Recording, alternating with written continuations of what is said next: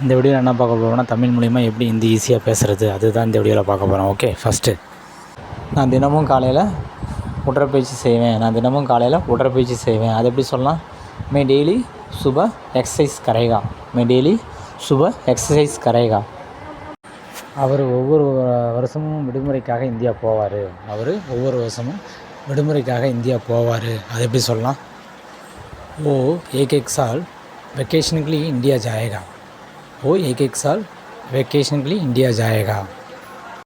அவங்க மாதத்துக்கு ஒரு டைம் மார்க்கெட்டு போவாங்க. ஸோ அது எப்படி சொல்லலாம்?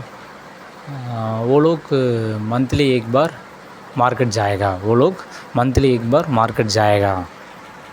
நாங்கள் ஒவ்வொரு ஞாயிற்றுக்கிழமையும் கிரிக்கெட் விளையாடுவோம். அது எப்படி சொல்லலாம்? हम लोग एवरी संडे क्रिकेट प्ले करेगा. அவங்க ஒவ்வொரு பண்டிகைக்கும் சொந்த ஊர் போவாங்க. அது எப்படி சொல்லலாம்?